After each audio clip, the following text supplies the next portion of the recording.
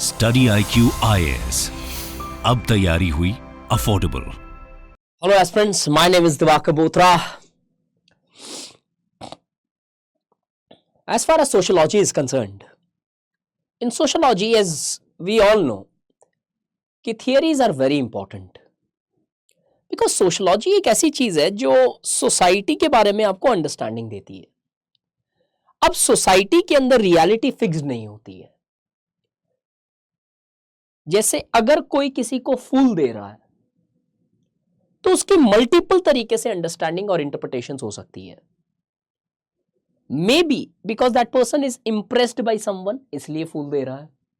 May be कि फूल देनी एक अच्छी प्रथा मानी जा सकती है उस सोसाइटी या कल्चर के अंदर, और मे बी वो फूल इसलिए दे रहा है कि it's a form of protest. आपने मुन्ना भाई तो देखी होगी, कैसे फूल देने से ही is trying to bring a change in a behaviour of a particular person. तो इसलिए सोशियोलॉजी में थिंकर्स इंपॉर्टेंट होते हैं और थियरीज इंपॉर्टेंट होती है, क्योंकि हर किसी थिंकर्स ने सोसाइटी को अपने नजरिए से इवैल्यूएट किया है, देखा है, समझा है और अंडरस्टैंडिंग दी है। और एग्जामिनेशन पॉइंट ऑफ व्यू से अगर आपको थियरीज और अप्रोचेस पता होती है तो बहुत सारी चीजों के एस्पेक्ट्स की सोशियोलॉजी आप बहुत इजीली लिख सकते हो।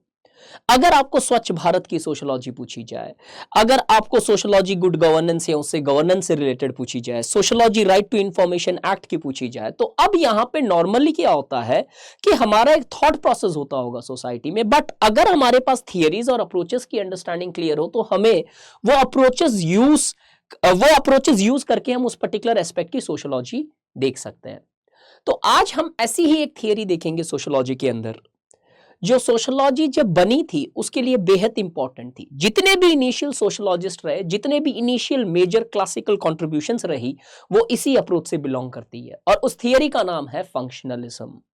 फंक्शनलिज्म आपके सिलेबस में बहुत जगह आता है। Chapter 2 sociology as science, stratification, power and politics, religion, thinkers में Emile Durkheim, Talcott Parsons, August Comte अगर हम जनरली पढ़ते हैं तो, सोशल चेंज, बहुत मल्टीपल एस्पेक्ट्स है। पेपर 2 में भी हम देखते हैं बहुत सारे लोग हैं जो स्ट्रक्चरल फंक्शनलिस्ट है।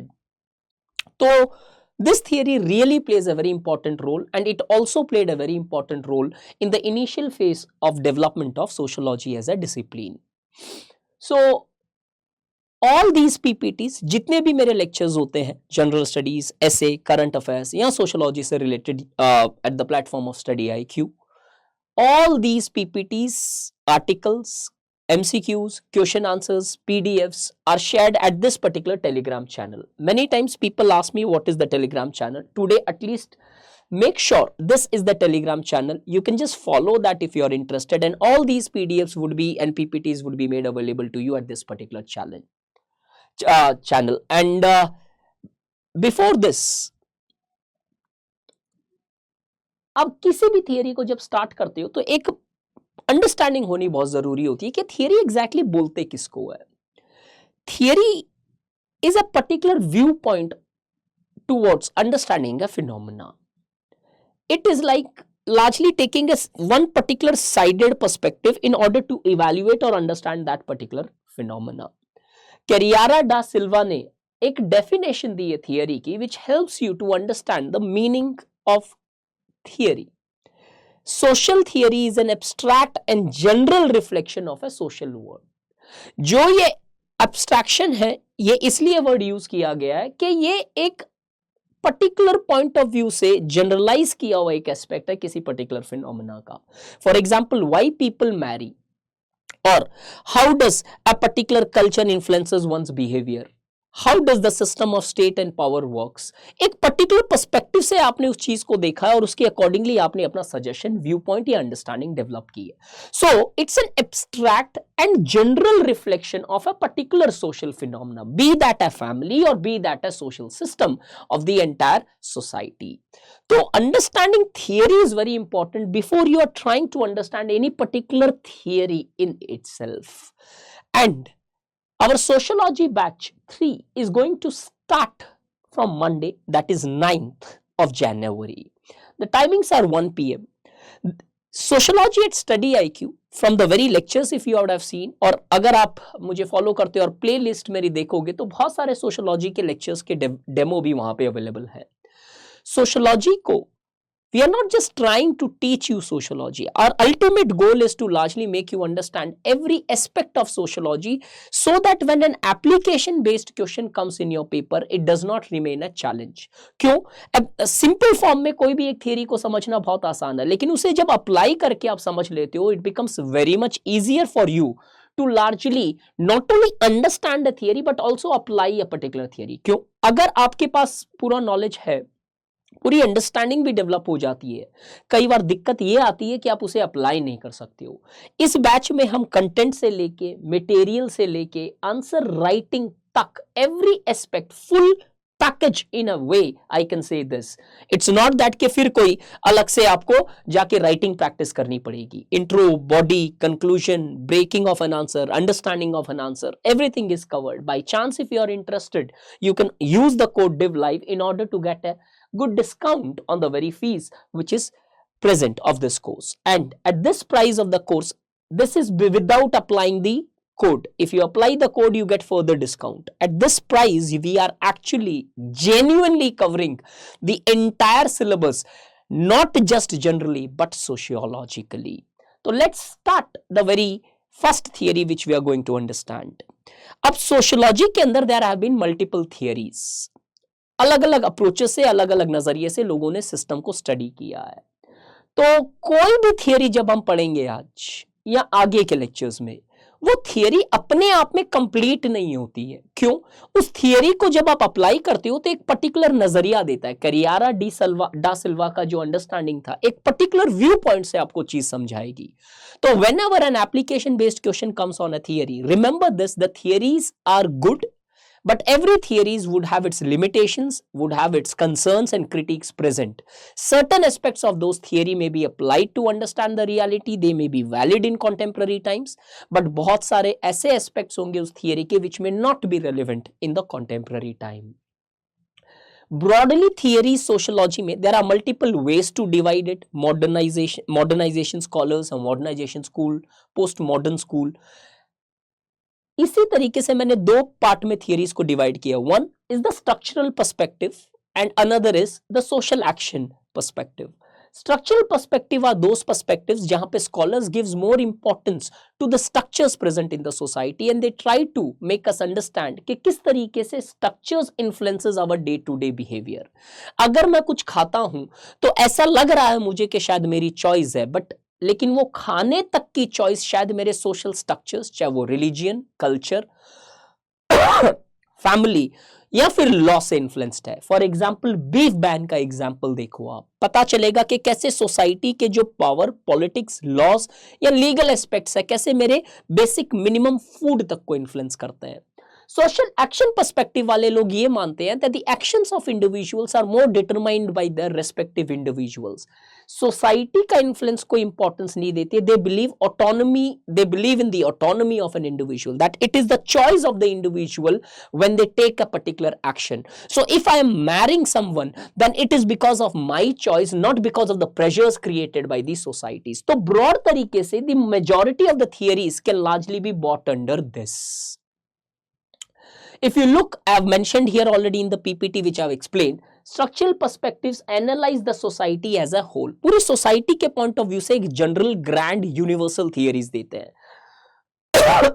यहां पे क्योंकि वो इंडिविजुअल्स पे फोकस रखते हैं तो ग्रैंड थियरीज नहीं है, कुछ एस्पेक्ट एक स्मॉल स्केल थियरी है कि कुछ पर्सपेक्टिव्स और इंडिविजुअल्स के बिहेवियर एक्सप्लेन करेंगे ये, ना कि एक जनरल थियरी दे देंगे जो पूरी कंट्री, पूरी सोसाइटी या पूरी कॉम या कल्चर पे लगाई जा सके। तो the theory level is very small because they focus on individual.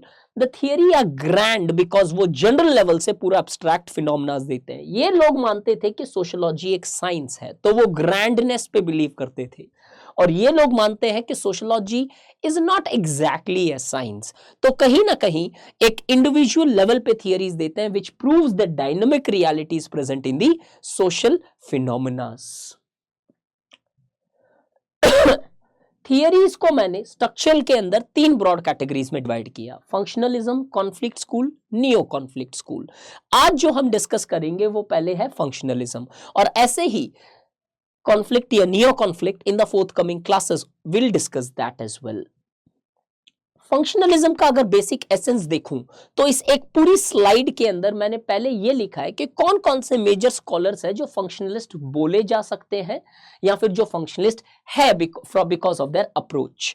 Prominent scholars अगर देखो, Compton, Spencer, because these are the people who initially dwelled upon the various aspect and they created a demand to create a new discipline to study society। लेकिन इनकी writing से functionalism का essence दिखता है। Development आगे जाके डर्कहीम की writing से होता है जब सोशियोलॉजी एक प्रॉपरली इंस्टीट्यूशनलाइज्ड डिसिप्लिन बन जाता है, और यही पूरा फंक्शनलिज्म रिफाइंड किया टालकड पार्सन ने और बहुत हद तक आर.के. मर्टन ने। तो टालकड पार्सन फंक्शनलिज्म को एक top highest most possible stage तक लेके चले जाते हैं, और आर.के. मर्टन इसको थोड़ा सा जो वीकनेसेस है उसको रिफाइन करते हैं। And many times R K. Merton इसीलिए बोले जाते हैं neo functionalist, because existing classical functionalism को उसने रिफाइन किया। लेकिन 1950 के बाद में this ideology of functionalism was not very well accepted in the sociological world और अमंग द सोशियोलॉजिकल थिंकर्स। क्यों? बिकॉज ऑल्टरनेटिव पर्सपेक्टिव्स इंट्रोड्यूस हो गए थे, नॉन पॉजिटिविस्ट आने लगे थे, इंटरप्रेटेटिव स्कूल आने लगी थी, और साथ ही साथ में when the people started applying the theories of these scholars or these functionalists, they found that they were not sufficiently explaining the reality as advocated by them.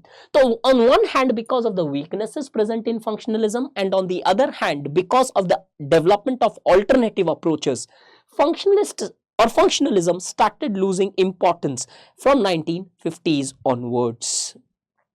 Postulate अगर मैं फंक्शनलिज्म को के देखूं, पॉस्टुलेट मतलब जो बेसिक अजम्पशन जो उन्होंने society के बारे में लिए, या फिर वो बेसिक ऐसे एस्पेक्ट जो थियरी ड्वेल करती है या थियरी कहीं ना कहीं हमें बताती है या फिर थियरी मानती है। अगर 3 बेसिक पॉस्टुलेट देखूं जिसके अंदर पूरा फंक्शनलिज्म डिफाइन किया जा सकता है, remember these lectures are to give you a broader understanding of functionalism. बहुत डेप्थ है फंक्शनलिज्म में, but this PPT would suffice to make you understand exactly होता क्या है functionalism. First one, they understand society as a system.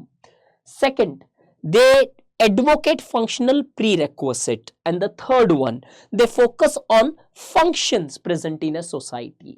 अब एक एक aspect को ब्रेक करके देखते हैं कि what is exactly the meaning of these aspects which are there in front of your eyes। अगर सबसे पहले देखें society as a system, in a simplest manner they believed that just like human body has multiple parts, the functioning of my hand, my nervous system और my intellectual system, my cardiovascular system, my digestive system और may be the reproductive system, all the systems of the body are interconnected. अगर हमें थोड़ी सी बुखार भी हो जाती है तो हर सिस्टम के अंदर there are automatic changes which are present. अगर आपका हाथ दुख रहा है या फिर हाथ में पेन है तो कहीं ना कहीं पूरे बॉडी के अंदर वो रिफ्लेक्ट होती है। वैसे ही ठीक उसी तरह से ये मानते हैं कि सोसाइटी भी is actually a system. All the sub systems और parts of society, be that political part, be that social part, be that cultural, be that economic और be that any other ideological system present in the societies, all are interconnected. If there is a change present in one, there would be change reflected in every other sphere. Take an example, 1991 reforms when you see economic systems के अंदर जब change आया तो किस तरीके से family values change हो गई, aspiration change हो गए, डिविजन ऑफ लेबर्स चेंज हो गए, पॉलिटिकल माइंडसेट्स चेंज हुए, कैसे लाइसेंस राज से हम कहीं ना कहीं more transparent system of governance के अंदर आ गए, लीगल सिस्टम्स के अंदर लॉस चेंज किए गए। तो इनका मानना है कि society is actually a integrated system, all the parts are integrated in such a fine manner, they are tuned so fine in such a fine manner कि change एक में भी कहीं होगा तो हर जगह होगा, just like a body। I mentioned here they use what you called as analogy between human body and a society। they started comparing कि society और human body के जैसे society को human body के जैसे कंपेयर किया जा सकता है। तो technically they mean पूरा सोसाइटी एक सिस्टम मान के चलो, आप एक एक पार्ट को नहीं पढ़ना, एज अ सिस्टम पढ़ना है। बिकॉज सिस्टम समझने के लिए आपको ये पार्ट पढ़ना है, लेकिन ये अपने आप में पार्ट सोसाइटी नहीं माना जा सकता, because they are also connected with the other systems. तो जैसे एक एग्जाम्पल, इंडिया में अगर हम रिफॉर्म्स की बात करें तो हमने क्या देखा है कि या तो हमने जुडिशरी को रिफॉर्म किया, या पुलिस सिस्टम को रिफॉर्म किया, या क्रिमिनल सिस्टम्स को रिफॉर्म किया, इकोनॉमिक, टैक्स, वैसे ही एक एक पार्ट में सिलोज में हमने रिफॉर्म्स की, और शायद यही एक कारण है कि वो रिफॉर्म सक्सेसफुल नहीं हो पाए। अगर हमने पूरे सिस्टम को ओवरऑल तरीके से देखा होता और एक रिफॉर्म सब में इंटीग्रेट करके किया होता तो reforms would have actually been more successful. This is how you use your current knowledge, how you use your basic understanding when you write even so monotonous answers on functionalism। Normally लोग ये application सिर्फ relevance में करते हैं, नहीं, हम study IQ में जो सोशियोलॉजी पढ़ाते हैं हर एक क्लासिकल से क्लासिकल थियरीज को करेक्ट से कनेक्ट करते हैं ताकि आपके आंसर्स के अंदर नोवेलिटी रहे, और एक पॉइंट भी नोवेल लिख लिया जाता है तो एटलीस्ट हाफ मार्क अहेड होते हो when in comparison to other people. तो society was considered as a system by functionalist. अब beside considering society as a system, they also emphasized on functional prerequisite। simple तरीके से समझाता हूं, but this word has to be written when you write an answer on functionalism। functional prerequisite का simple meaning क्या होता है? जैसे एक ह्यूमन बॉडी को, क्योंकि ये कंपेयर करते हैं ह्यूमन बॉडी और सोसाइटी, ह्यूमन बॉडी को जैसे एक पर्टिकुलरली कुछ बेसिक रिक्वायरमेंट फुलफिल करने पड़ते हैं in order to stay alive, जिंदा रहने के लिए। क्या? जैसे सिंपल तौर पे देखें तो खाना, पानी, हवा, ये कुछ ऐसे बेसिक रिक्वायरमेंट है which every human would have to largely fulfil. अगर इनमें से कोई भी एक चीज नहीं मिलती है तो शायद इंडिविजुअल की डेथ हो जाएगी और एटलीस्ट वो फुल एफिशिएंसी पे काम नहीं कर पाएगा। वैसे ही ये मानते हैं कि every society has certain functional prerequisite which it needs to fulfil. कुछ ऐसे फंक्शंस है, कुछ ऐसी चीजें है सोसाइटी में जिन्हें फुलफिल करना ही पड़ेगा, नहीं तो सोसाइटी क्रम्बल डाउन हो जाएगी, सोसाइटी स्टैग्नेंट हो जाएगी। अब ये फंक्शनल प्रीरिक्विजिट वो होते हैं which are the basic needs which every society needs to fulfil. अब ये बेसिक नीड ह्यूमन में तो बहुत इजीली आइडेंटिफाई होती है, सोसाइटी में कैसे आइडेंटिफाई करें सर? कैसे पता चलेगा कि सोसाइटी की बेसिक नीड्स क्या है? उसके लिए आते हैं बहुत सारे स्कॉलर्स, डिफरेंट लोगों ने डिफरेंट तरीके से वो फंक्शनल प्रीरिक्विजिट को डिस्कस किया है अपनी रेस्पेक्टिव थियरी पे। तो हम देखते हैं टालकट पार्सन कैसे बोलते हैं कि कैसे एक particular AGIL is a functional prerequisite के 4 function, A for adaptation, G for goal orientation, I for integration and L for latency, ये 4 फंक्शन हर किसी सोसाइटी को परफॉर्म करने पड़ेंगे अगर उस सोसाइटी को जिंदा रहना है, अगर सिंप्लीफाइड मैनर में बताऊं तो। लेकिन कुछ लोगों ने ये बोला कि नहीं, मिनिमम बेसिक फंक्शन सोसाइटी के कभी पता नहीं चल सकते, बहुत टाइप्स की सोसाइटी होती है, ह्यूमन बॉडी में पता करना आसान है। तो उन्होंने एक रिवर्स इंजीनियरिंग अप्रोच अपनाई। उन्होंने बोला कि ऐसी क्या चीजें या घटनाएं हैं अगर वो सोसाइटी में घटित होती है या हो जाती है तो सोसाइटी खत्म हो जाएगी। जैसे जॉन लेवी ने बताया कि if certain things happen in society that society will die. For example John Levy बोलते हैं कि किस तरीके से war of all against all, अगर पूरी सोसाइटी में एक दूसरे के अगेंस्ट में चीजें चल रही है सिर्फ, तो वो धीरे धीरे सोसाइटी क्रम्बल डाउन हो जाएगी। दूसरा, अगर सोसाइटी की पॉपुलेशन किसी दूसरी सोसाइटी में जाके बच जाए या फिर कन्वर्ट हो जाए तो वो एक पर्टिकुलर एस्पेक्ट खत्म हो जाएगा। जैसे फॉर एग्जांपल ट्राइब्स को अगर हम कन्वर्ट कर दे कंप्लीटली एक नॉर्मल या कॉमन मैन में तो ट्राइबल सोसाइटी खत्म हो जाएगी। तो population is required for a society to exist, और वो पॉपुलेशन ही जाके कन्वर्ट हो जाए तो it becomes difficult for that society to sustain. So broadly there are 2 approaches on basis of which functional prerequisite has been identified. One approach highlights that there are certain basic functions which society needs to perform. Davies and Murray talks about stratification, Talcott Parson talks about AGIL, कि ये 2 चीजें होनी ही चाहिए किसी society में अगर society को progressive रहना है या फिर एटलीस्ट एग्जिस्ट करके रखना है। And the alternative approach is that things which if they take place the society would actually decay. John Levy उस अप्रोच से बिलोंग करते हैं। तो हमने 2 चीजें देखी फंक्शनलिज्म में, कैसे functionalism advocates the society is a structure integrated with each other, and how there are certain functional prerequisite present in every society, be that tribal society और be that the most developed American society. वो functions होने चाहिए perform अगर society को stagnant नहीं होना है। अब तीसरा आता है उनका कॉन्सेप्ट ऑफ फंक्शंस।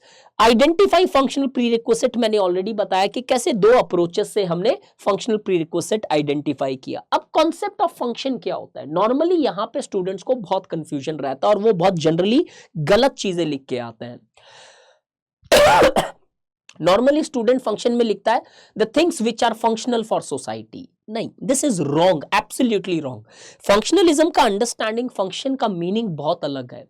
फंक्शनलिज्म में फंक्शन का मतलब होता है कि कोई भी ऐसी चीज जो पूरे की पूरे सोसाइटी को कंट्रीब्यूट करता है। The concept of functions in functionalism refers to the contribution of the part to the whole, कि कैसे एक पर्टिकुलर पार्ट पॉजिटिवली पूरे सिस्टम को या पूरे पार्ट को एग्जिस्ट करने में हेल्प करता है।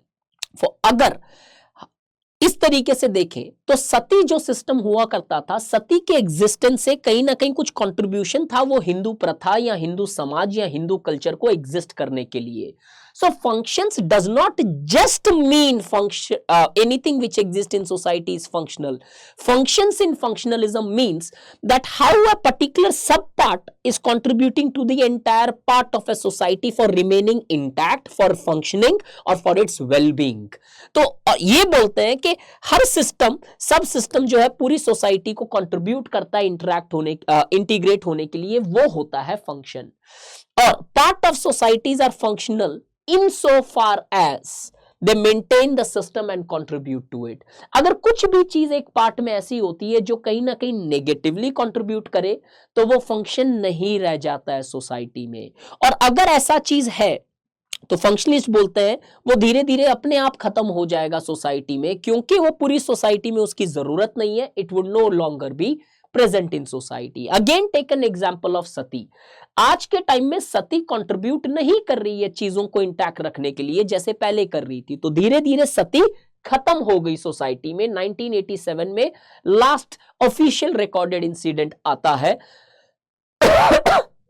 रूप कन्वर का राजस्थान से।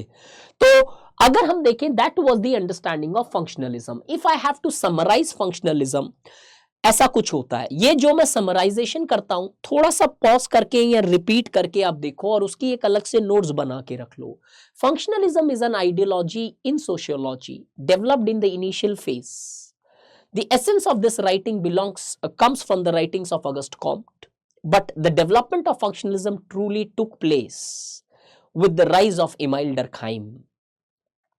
Over a period of time, functionalism ideology was followed by Talcott Parsons and R.K. Martin with certain modifications and remodifications.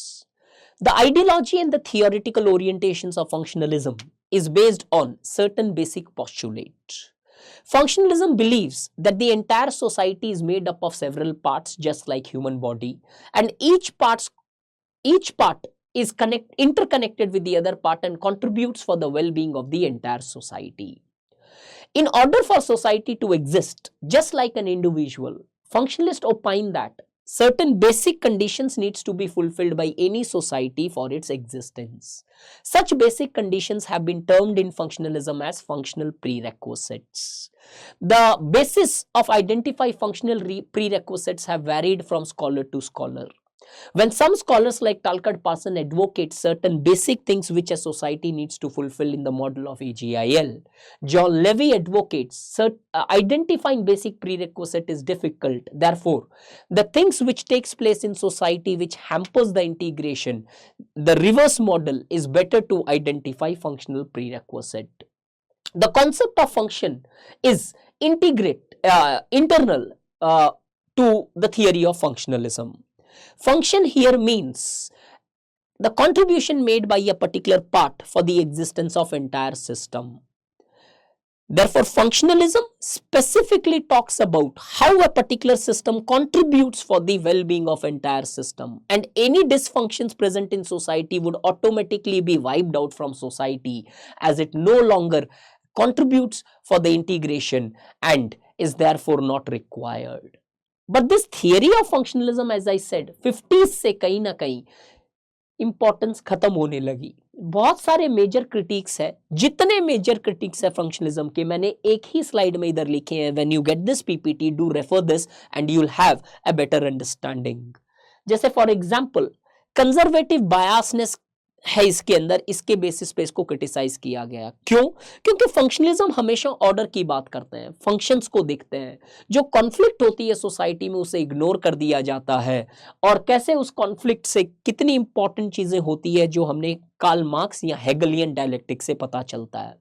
वैसे ही deterministic view of human action, functionalism में कहीं functionalism because of its structural approach orientation individual को ignore करता है। और कैसे हम देखते हैं कि ये मानते हैं कि इंडिविजुअल हमेशा सोसाइटी के अकॉर्डिंगली चलता है, बट रियलिटी में न आप हम 100% सोसाइटी के ओरिएंटेशन से चलते हो, न मैं 100% सोसाइटी के ओरिएंटेशन से चलता हूं। तो ये नॉन पॉजिटिविस्ट ने इसको क्रिटिसाइज किया। इसी तरीके से ये सारे के सारे critic which are present of functionalism will help you to attempt any question on how suppose a question comes on critically discuss functionalist approach in sociology.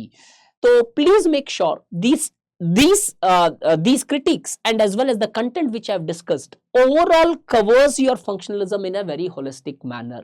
But as I said, this theory itself takes more than 3 hours to discuss when it takes more than 3 hours when I discuss it with the student. Generally, I want to help you in understanding कि कैसे आपको किसी theory को एक proper तरीके से essence में क्या क्या चीजें याद रखनी है। So I hope this particular session has helped you to at least develop that basic awareness and understanding, and those people who are already doing sociology और have done their sociology, at least उन्हें ये समझाने के लिए कि एक स्ट्रक्चर तरीके से थियरी को समझना चाहिए।